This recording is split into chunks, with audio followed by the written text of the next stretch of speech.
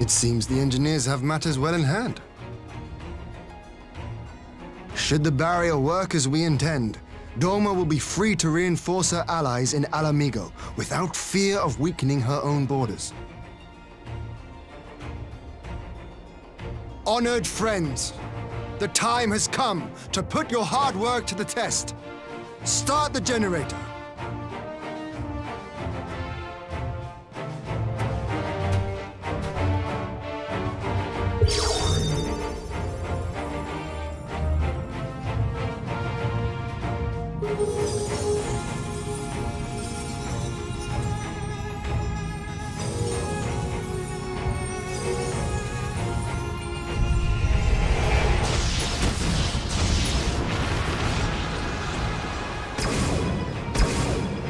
Node 1 is operational. Nodes 2 to 8 are reporting similar energy levels. The barrier is forming.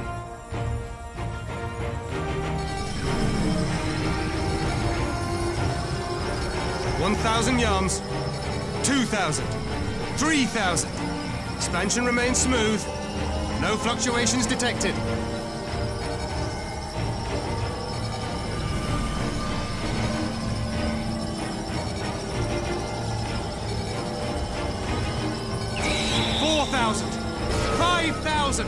Target altitude reached. The barrier is holding steady at 5,000 yards. We've done it!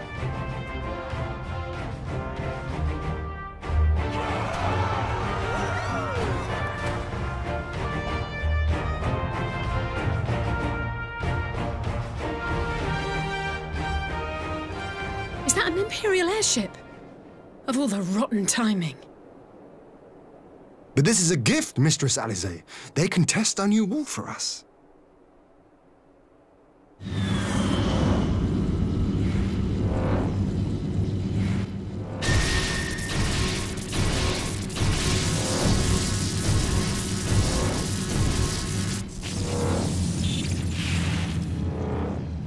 Seems solid enough, though I was hoping for a fireball.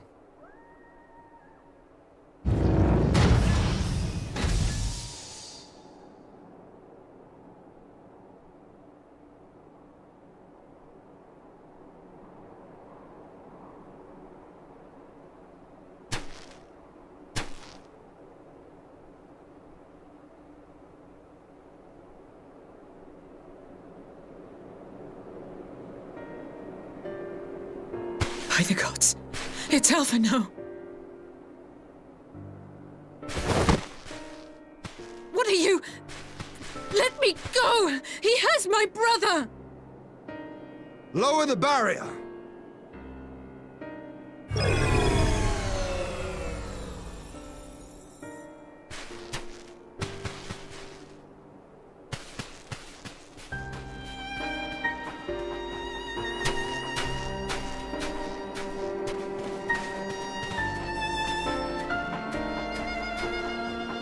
Be at ease, girl. The lad is not dead, merely locked in slumber. No, not him too.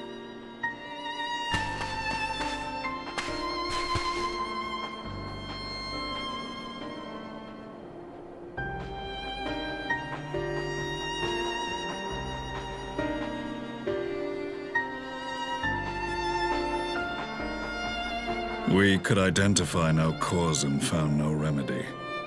Thus I sought to return him to Doma, and into the arms of Lord Hien himself, it would seem. It is a day for fated reunions. Would you not agree, adventurer? Or should I address you as the Warrior of Light?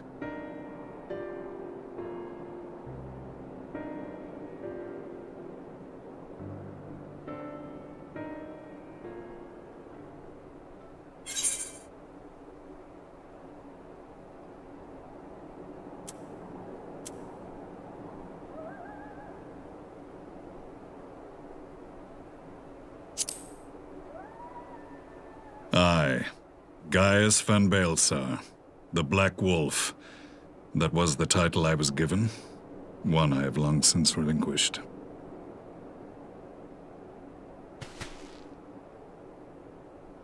Stand down.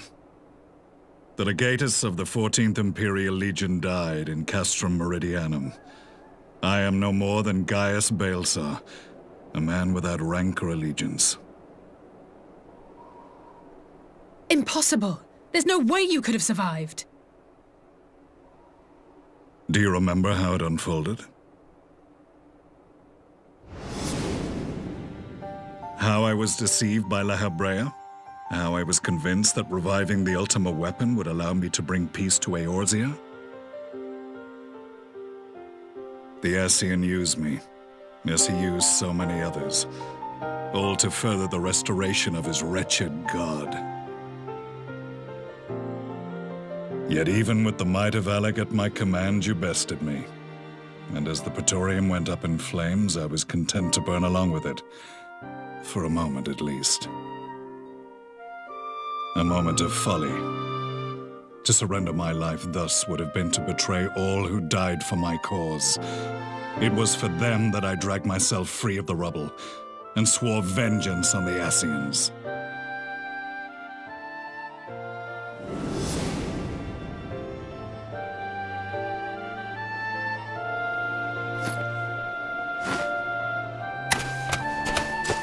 The Black Wolf has shed his pelt, never to return to Garlemald or her legions. I live now only to exact revenge.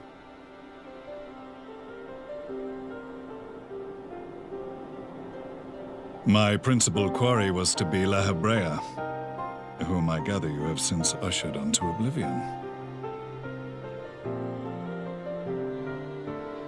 But so many more remain. Long as their kind lurked in the shadows, laboring to sow chaos throughout our world, I would see each and every one dragged into the light and put to the sword. Are the Scions not of like mind? In this single respect, perhaps. Then I shall continue the partnership the boy began, and share what intelligence I have acquired. Among the Ascians, the black-masked ilk are subordinate to those who wear red. This you already know. Yet among the red there exists a hierarchy. Those set adrift with the shards clearly stand below those still joined to the source. Nabriales, who once dared to intrude upon the Rising Stones, belonged to the former group. And while he was indeed a dangerous foe, his powers were inconsequential next to the paragons of the Source. The first was La Habrea, who plagues us no more. There is also the white-robed Elidibus, and the elusive Emmet Selk, about whom little is known. We have files on La Habrea and Elidibus, but I believe this Emmet Selk is new to us?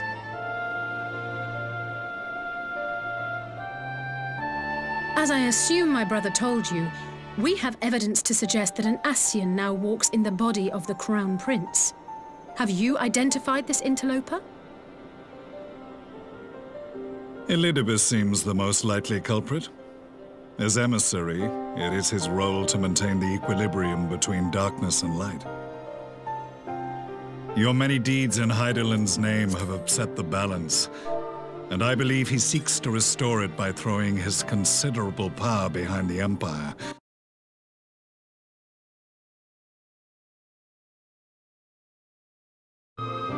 It was on the trail of this very prey that the boy and I came across the scene of a failed uprising. In the absence of a single Garlean casualty, we inspected the bodies of the rebels, and the lack of any external injury drew my immediate attention. They had been slain by Black Rose, an alchemical invention of the Imperial Army. When I yet served as legatus, I ordered its production halted, and all stockpiles destroyed. Toxic gas is not a tool of conquest, but of extermination. Toxic gas? This must be the new weapon Maxima warned us about. Something deadly enough to sweep away all resistance in a matter of hours. Gods, You don't think they're planning to use this in Alamigo, do you? Put your fears to rest. We infiltrated the production facility and destroyed all existing stores of the chemical along with the plant itself. Even should they rebuild the operation, they will not soon manufacture another batch.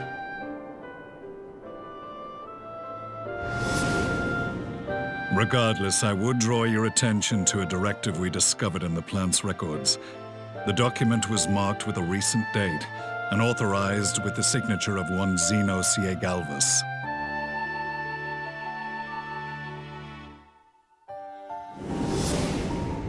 A dead man signing the death warrant for thousands. 'Tis bad comedy.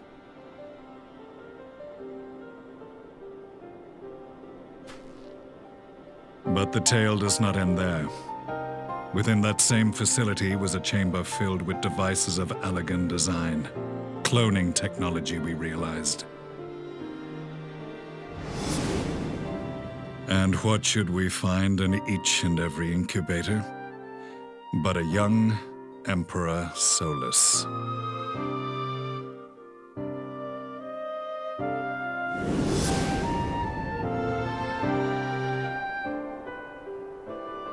All of which prompts the question, were the Asians responsible for these abominations, or was it the will of the Emperor?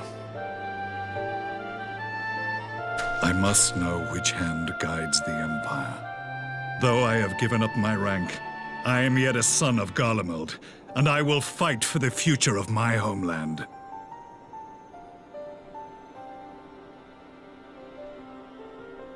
It is time I return to the hunting of shadows. We should focus on our common foe. To reopen old quarrels now would serve no purpose. You saved my brother's life, so I'm willing to let sleeping dogs lie. But in truth, it's not my decision to make.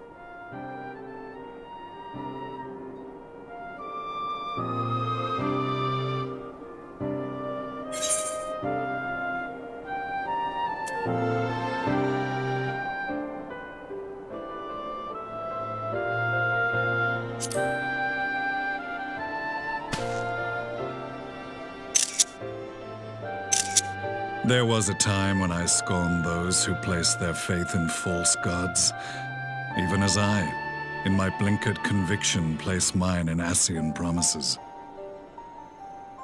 Unlike yours, my strength of will and my restraint was found wanting. We shall meet again, warrior of light.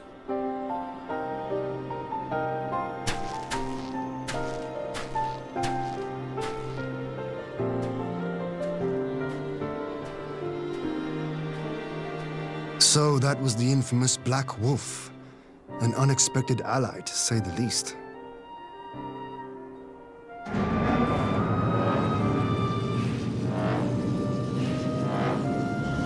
Well, I am content to leave the fine-tuning of the barrier to cleverer minds. Let us bid our friends from the Ironworks farewell, and see what can be done for Alphino back in Dorma.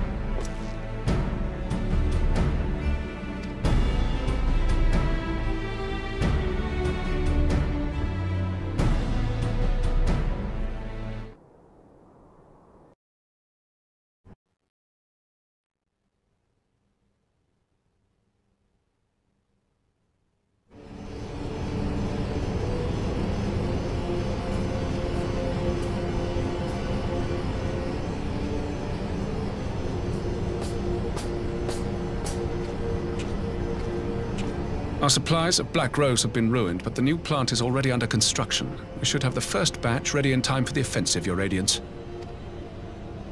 See that you do.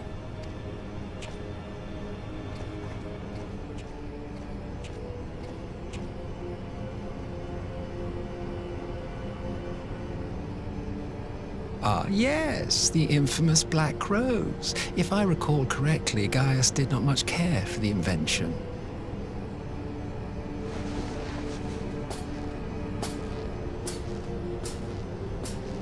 A ruthless and indiscriminate weapon indeed, this airborne poison. It seems you are capable of making decisions worthy of your bloodline. With no gift for sorcery, we Garleans must look to Magitech to even the odds. If it spares the needless deaths of our soldiers and serves the cause of this empire, there is no method I would not employ. How very noble of you. Truly, though, I must commend you for embracing your role as Emperor. You play the part of the determined ruler well. Sometimes even I catch myself believing.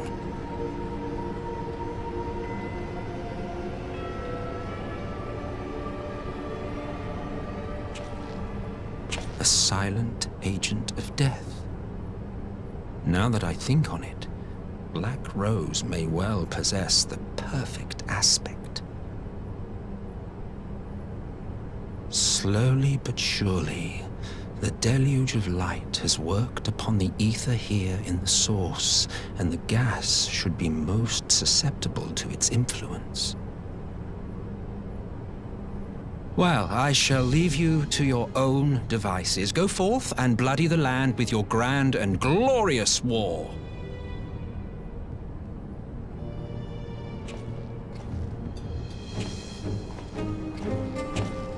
While you do what, precisely?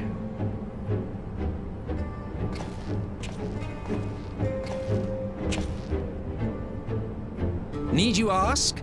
I will be doing what all Ascians do. I am well aware that your kind exists only to usher in the next calamity.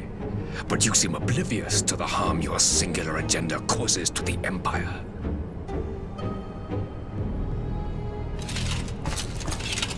You cannot have forgotten the events which followed your mortal demise.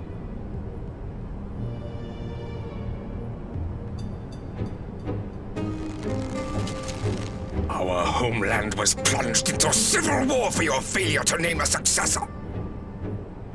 The edifice you so carefully constructed was but a hair's breadth from collapse.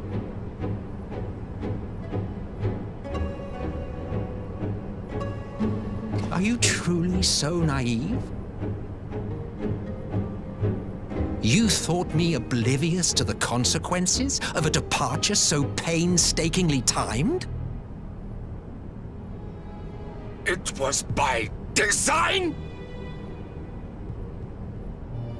Well, of course it was. Though I will admit the resulting panic exceeded even my wildest expectations. But how can you be surprised? Throwing the world into disarray was the very purpose for which this nation was, as you say, so carefully constructed.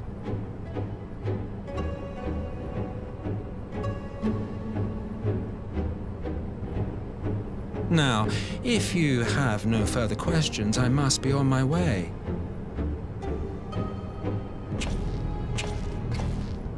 Since we may not meet again in this lifetime, it would be remiss of me not to offer a word or two of gratitude.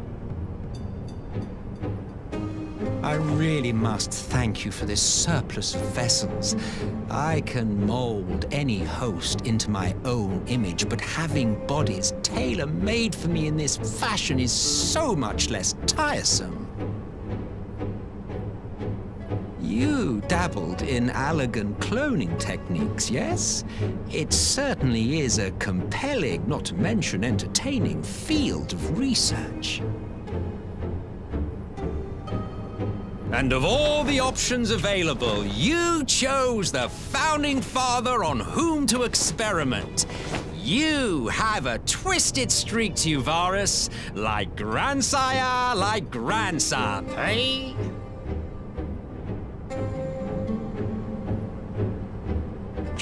If events play out as planned, this will become something of a family enterprise. You will be the capstone of this world, I the anchor and shard, and together we will give the lie to this star's fraudulent existence.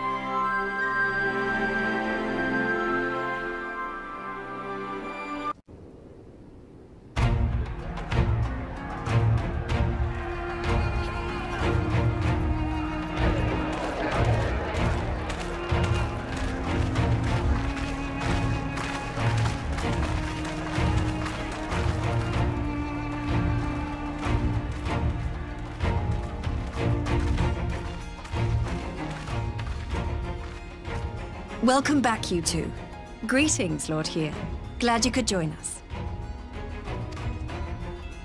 Glad to be here. I would have come sooner, were our own defense is not in question, but I am pleased to report that our soldiers are assembling for deployment. We're grateful for your support. Thanks to the efforts of our allies, it won't be long before we've established defensive positions on this front as well.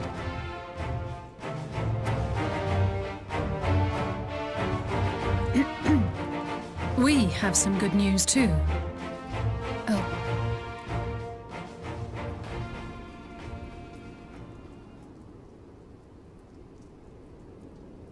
So, Alphino won't wake up, Gaius van Baelsar is alive and hunting Ascians, and the Empire is planning to poison us all with toxic gas. Does that sound about right? Ordinarily, any one of those things would have left me. Getting back to your report. It fits the description. The threat of an unknown weapon has had us all on edge. But now that we know what we're dealing with, we can take steps to defend against it. As for Gaius, I'm not sure what to think. Am I happy he's alive? Not in the slightest. Am I happy he's hunting Ascians? Aye, I'd have to say I am. Oh, speaking of Garleans you didn't expect to see, we have a tale of our own, as it happens. When we sent envoys to the Imperial Army to request talks, they returned with the message that Varys Zos Galvus would be attending. The Emperor himself. Well, Varys did sanction the Popularis peace mission.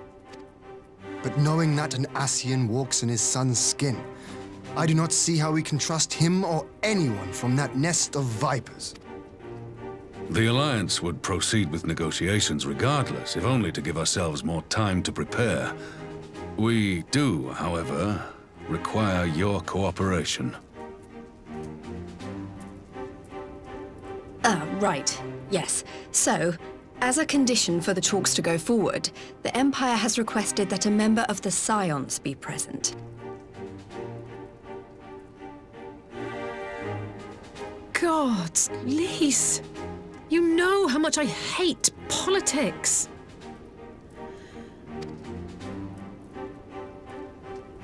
Very well. I shall attend as the Scion's representative. In case you're wondering why I didn't ask you, the Empire also requested the presence of Eorzea's champion.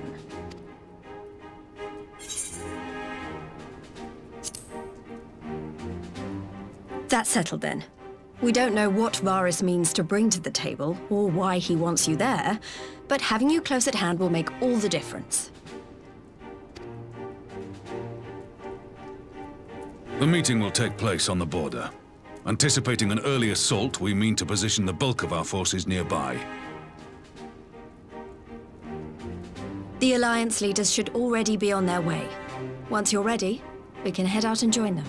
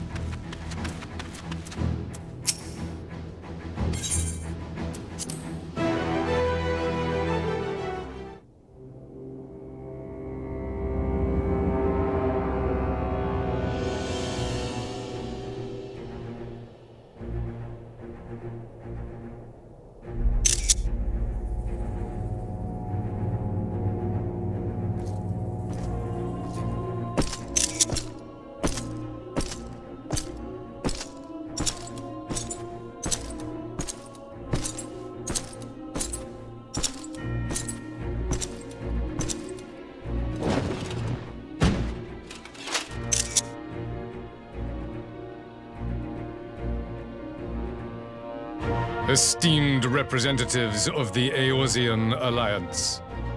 On behalf of the Garlean Empire, I thank you for inviting me here today. As this parley was convened at your request, I invite you to speak first. Very well, Your Radiance. I, Nanimo Ulnamo, 17th in the line of Ul, Should be pleased to oblige you. As recent events in Alamigo and Doma have made plain, the subjugation and exploitation of neighboring nations is not a sustainable policy. Should this day end in war, you may very well defeat us, but you will never extinguish the people's desire for freedom.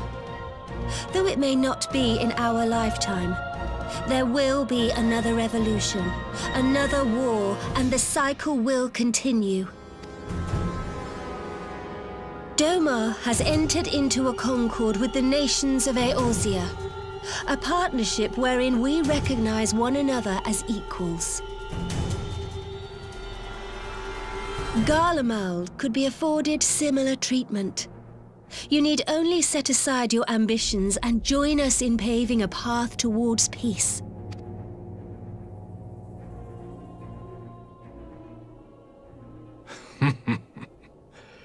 You will not win me over with sophistry, Your Grace. As you know only too well, this alliance lacks the strength to keep the peace within its own borders.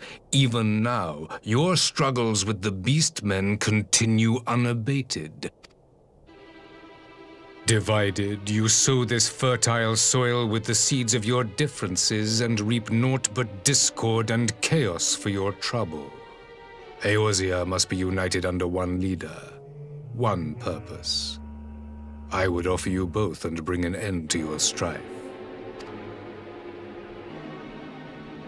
With all due respect, Your Radiance, the only thing that you offered the people of Alamigo was fear and hopelessness. The citizens of Doma can also attest to the meager arms of imperial rule. There is no purpose to be found in a life of oppression, each day more uncertain than the last.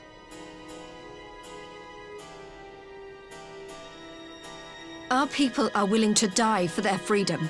A great many already have, and countless more will, if we don't put an end to this madness here and now.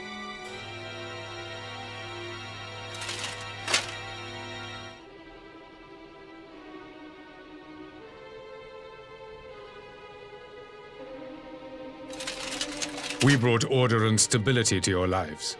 This madness and bloodshed is of your own making. You broke the peace, not Garlemald. Peace. Order. You kill our peoples, despoil our lands, take everything that is ours. And what?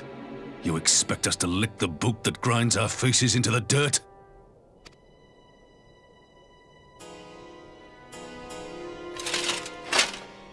I expect you to weigh the costs, to recognize that countless lives have been lost on both sides in pursuit of a greater good, and to not squander all we have achieved in a fit of petulance.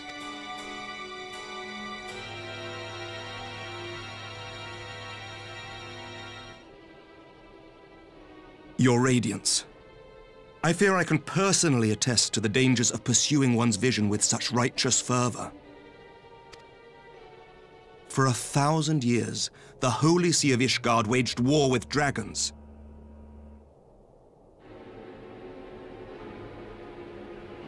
A 1,000 years of sacrifice, of sorrow and hate, in which we bathed in the blood of friend and foe alike. Had it gone on any longer, we may well have drowned. Yet we have chosen to raise ourselves out of this bloody spiral, and have since made peace with our former enemy. So I understand. No doubt the dragons were more receptive to your overtures in the wake of their leader's demise.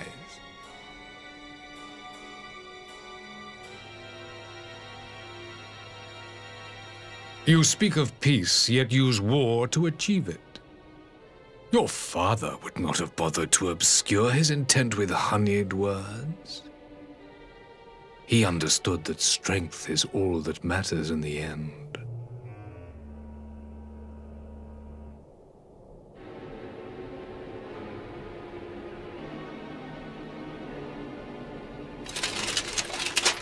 Without his clarity of vision, I can but wonder what will become of Ishgard and her people.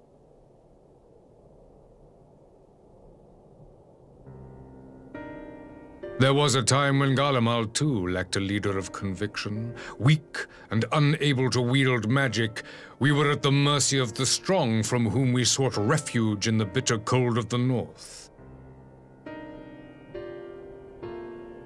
Were it not for the discovery of ceruleum and the subsequent development of magitech, we might never have gained the power to take back that which was rightfully ours.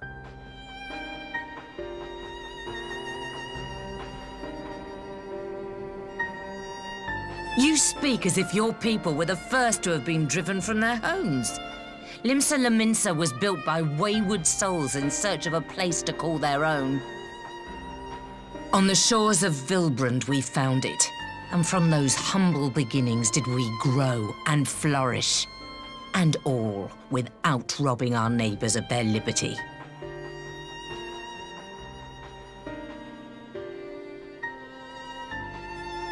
So saith the pirate.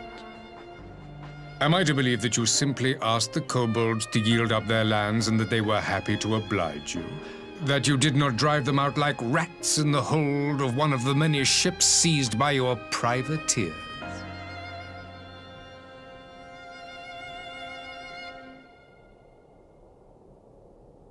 I will concede that after centuries of exile, reclamation may be mistaken for invasion. Nevertheless, it is not. And those who till stolen soil have no right to object when cast out in turn.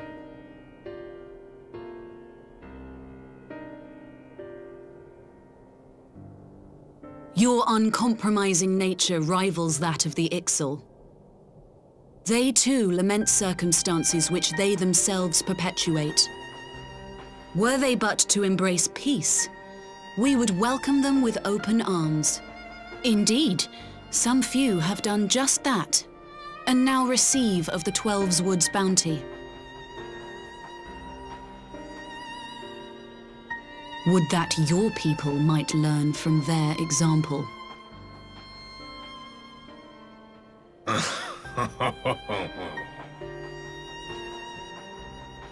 You dare compare us to the Birdmen? You who thought to invoke the 12 and threaten all of creation?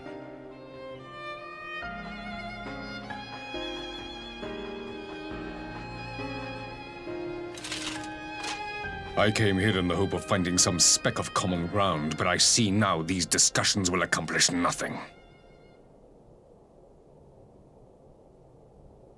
Despite what you people may believe, I am not wont to choose the sword over the olive branch. 'Tis but a pity men are loath to accept one without first being shown the other.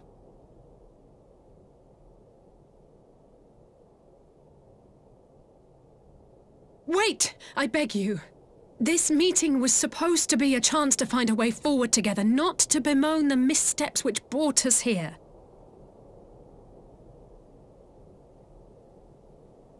Please, if you truly consider violence a last resort, there must be a way we can come to an agreement.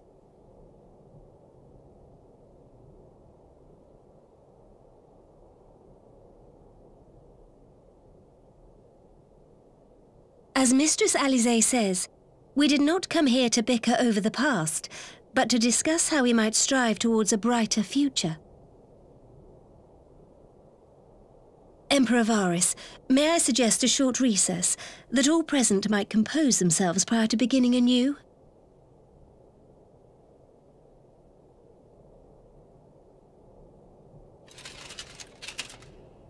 Very well. I pray this intermission will suffice to move these talks in a more constructive direction.